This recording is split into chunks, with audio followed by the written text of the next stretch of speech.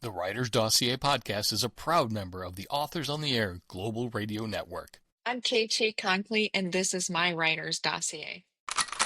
No writers were harmed in the production of this podcast.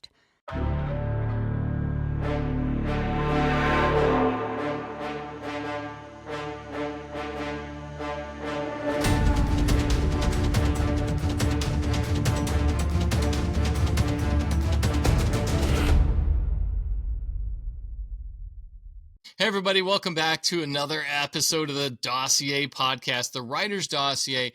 We feature some of the new and best and upcoming all three categories of writers. And today we have KT Konkoly, author of ADRIFT, coming out really soon here, August 26th, from Thomas and Mercer. So KT, thank you for joining us and welcome to the program. Thanks, Jeff. Thank you so much for having me on. Oh, are you kidding? No, it's my pleasure because I know someone in your family. So, guys, we will talk about that guy later, but I want to get right into it here because here on the Writer's Dossier, we jump right into questions. We respect people's time. Time is valuable, and these shows are great for commute time. So everyone listening out there, we're going to get right into these questions with KT and let you get to know her a little bit. Let's start right off here. Let's figure you out a little bit and give people an idea of who you are. Let's see. You got your undergrad on the East Coast at Boston University. Go Terriers. Moved all the way across the country and got your law degree in San Diego. From there, you joined the Navy as a JAG officer. And for those of you who watch the show JAG, KT is the Catherine Bell character. Just throwing that out there. Just like that. Just like that. Then after the Navy, you ended up in Portland, Maine, back across the country again, where you practiced law as a civilian attorney. The move back east makes sense. I get that. So why are you licensed to practice law in the state of New Jersey, of all places? The rest I get, but what happened to that left turn in Jersey, KT? Jersey does seem like a left turn, doesn't it? Well, I can answer that with one word: laziness. When I was in California, the bar pass rate the year before I was going to take it was 34%. And I had already accepted my commission in the JAG Corps. I was so excited to begin my Navy career. And they had 22 subjects at that time. And I said to myself, well, wait a minute, do I have to pass this bar or any bar? And the answer is any bar. So I did a 50-state survey. I found the easiest one and I went and moved to New Jersey. So, sometimes lazy is a winning strategy. When you say lazy, I thought for sure the one word you were going to say was money. I love your answer so much better now. No, are you kidding me? So Jersey had like an 86% pass rate and 6 subjects. So to me, I'm like, oh, this is pretty worth it. So I lived for the summer in Princeton. I rented a little cottage that was owned by a professor who was traveling, doing research for the summer. That was it. So I took it, and then I took a couple months off and I traveled, went to Europe. And after that, in the fall is when I started training for the Navy, and I went to Newport and did all the fun things. Yeah. Well, you join a couple other fellow dossier members, some of whom are also from New Jersey. So let me guess, either the pass rate is 86% in New Jersey because everyone who goes to law school there and takes the bar is really smart, or New Jersey said, hey, no problem, we'll give you the bar, just come on over to New Jersey, right? I think that's more of what it is. I think it's the latter. Looking around the room, there were a lot of people there, and forget about it. Yeah, forget about it. We're just gonna leave it there. I think there's an episode of Sopranos where the Michael guy he took his bar exam. just that's all we'll say about that. Somewhere along the line, you got bored, we assume, with all that legal jazz where you spent a lot of time working in legal finance, 2 of my favorite topics, law, dictionary, and numbers. So now you've become a thriller writer. So now we're talking. So your debut novel, ADRIFT, like I said in the intro, comes out August 26th from Thomas and Mercer. And the cover shows a boat in the water all by itself. With a title like ADRIFT, it should. So tell us about it. Who is Kari Sharpe? I mean, come on. She's you in the book, right? Well, you nailed it, Jeff. We are both female and we're both former Navy JAG officers. So Yep.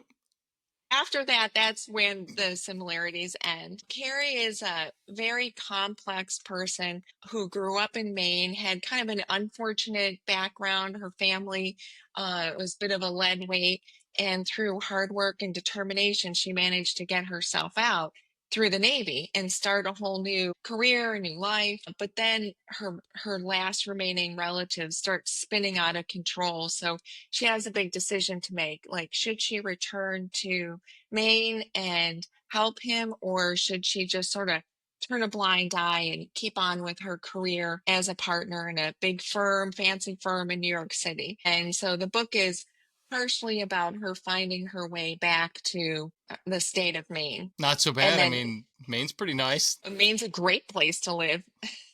Maine's wonderful. So, I mean, what you're saying is Adrift sounds like a classic legal thriller, and the kind that I came up with David Baldacci, Scott Toro, Lisa Scottolini, and I don't know, that Grisham guy.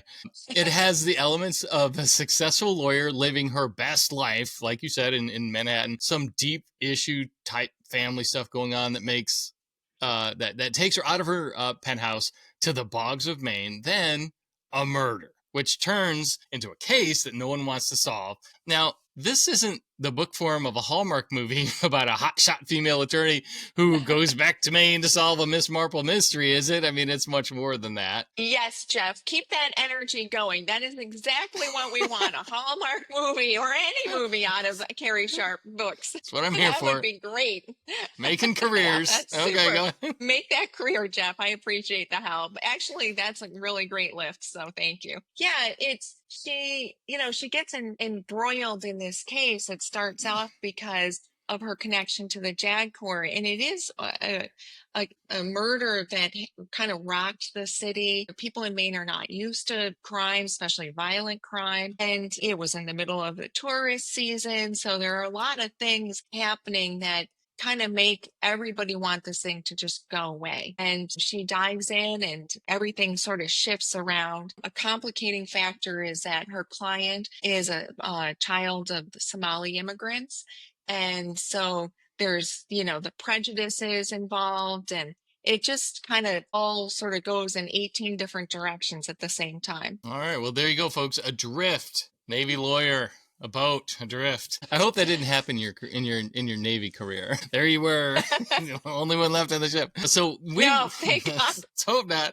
I don't know what they do with all those buttons. They don't teach JAGs that. And let me tell you, if it comes down to a bunch of JAGs having to pick up weapons and fight, we're in big trouble. Oh, no. Remember? Come on, Catherine Bell. You know how to do shit and harm. That's true. He was a fighter pilot outside in the courtroom. I forgot that couple of days of training. Well, it's easy. I mean, anyone can get their way through the Navy because your husband did. So we've established that you're a former Navy JAG who went on to a big law career, and now you're writing Kari Sharpe novels and Adrift. Don't forget that, people. In your spare time from the American heartland of Indiana, somewhere where I'm going next month, and I may see you at the Carmel Clay Library when we interview Lisa Jewell. So, yeah. Wonderful. So something else people might be interested to know. Yeah. Something interesting about you is where you got your last name. It should sound familiar to some. There's a deal there with some Steve guy who's also in the dossier. Now, you guys met, come on, you can say it here. No one listens to the show. You guys met on the Lido deck of some Navy ship 30 years ago, and you've been keeping that goofball Steve out of jail ever since, right? Absolutely. Yes. We were out on the bridge wing, looking at the stars, just hanging out like everybody on the ship does, and that's exactly where we met. And most of my time is trying to figure out and untangle the messes that he creates. So you nailed it. You fully nailed it. I'm not surprised because I follow him on social media and I've seen him at panels in writers conferences. I saw him. We met in San Diego a few years ago, and yeah, he's not afraid to say anything. No, he's not. He makes life interesting. That is for sure. It's been like it's just been a great, experience. He got us both into writing, and it's just, I would have never predicted all these years ago, being in a situation like this. Yeah. So it's been interesting. So tell us a little bit about. He's been writing for a while. He's been Yeah. published. He's a Wall Street Journal best-selling author. I'm just recalling a few things off the top of my head from his dossier. This is your debut novel here, Adrift. Yeah. How do you think it's helped having him? I see it going one of two ways. You're smart, you're accomplished, you can figure this shit out. I mean, you know how to read a contract, and is it, hey, back off, monkey boy, or is it, hey, thanks, that's really good, Steve? I mean, pat him on the head. How's that go? It's a little bit of both, depending on the day. You're married, Jeff. I don't need to tell you how it goes. This is being your first time around. I can't imagine how good it must be to have him kind of giving you some stories and showing you the ropes a little bit. Well, we write such totally different things that it's hard for us to kind of share ideas with each other, because I tend to get into the weeds with the legal stuff and he gets into the weeds with the weapons. So between the two of us, it's sort of like, oh boy, where is this going to go? You write in complete coherent sentences. Okay, I get it. Yeah, then there's that. But what is great is that when we can be on the same schedule and kind of write during the winter time and then take the summer off, that's ideally for us, like where life will go. So do you have him read your pages, or does he have you read his? I have read everything he's written, and he has read, I kind of wait until I'm sort of done with things before I give him my work. Probably smart. Before you know it, you'll be on the rifle range testing out the new, MC arms, just suppressors. Yeah, you never know. And I have such a great team at Thomas and Mercer that I completely trust them. They're really awesome to work with, and their input's gold for me. Heard nothing but great things. Absolutely. So. Yeah, they're amazing. So one thing about working in the legal field is working with contracts. So did you dangle Thomas and Mercer over the fire so that you have at least a 2-book deal here? Well, I mean, what's next for Kari Sharpe, and why should people look forward to hearing more about her from you? Oh, gosh, Jeff, I didn't dangle Thomas and Mercer over the fire. I dangled my husband over the fire. Are you kidding me? Well, we all want to see. Yeah. We all want to see Steve on a spit. I get that. Yeah, why not? So no, yeah. The next novel, I finished it, and I'm just putting the kind of like the last touches on it before I hand it in on July 6th. So for editing, and she is going to find herself with a very different client, somebody from her past that brings up a lot of stuff for her, and a case which she doesn't want to take, but then ultimately decides to. One thing I've really tried to do is follow events in Maine, so people who live in Maine will really understand where the book is coming from. For example, in my first novel, there is a very large Somali group in Maine. It's kind of like you wouldn't think, like, where did these people come from? But there they are, living in Maine, and they kind of stay to themselves. And then in the second book, there's a casino issue, which in one of the towns, it was a huge issue for years, and it kind of divided the town. So for people living there, they're going to see where these things came from, which I hope they'll enjoy. Well, I think they will, because you're able to bring a lot of experiences, because working a lot of different cases, you get to know a lot of different people. You've lived a lot of different places on both sides of the coast. And then when you're in the military, as you know, it's just a melting pot, just a big bowl of soup of different people from different areas. So I think it's great that you have that West Coast experience a little bit. You have the East Coast, and you got that time in Jersey, and then bringing in the Maine aspect. I absolutely love it up there, and I know some folks up there. So shout out to Jerome Chrysler and some of my friends there. So all the time being the most important time there. That was the formative 2 months of my life. You plowed your way through the bar just fine. So congratulations. Yes, I did. On that. Are you gonna keep doing any legal stuff while you're launching your writing career, or where are we going with this? Yeah, I sure am. So I imported a few of my kind of, I don't want to say favorite, but my favorite clients with me when I left the partnership in Maine. All former And clients take note. yeah, former clients, if you're still over there. So yes, I do. And I just balance both. Okay, cool. Well, I think Steve is working on the garden and writing and hopefully staying out of your hair. So I can't thank you enough for taking the chance to come on the Dossier Podcast here. And people need to get to know you a little bit more and start with ADRIFT. Just pre-order it now. It's out on Amazon. And check out your Substack, because that's where you're going to post a lot of your musings and things that come across your mind that you want people to know about. So go to Substack, and we'll put the link in the show notes. But if you know what it is off the top of your head, you can shout it out right now.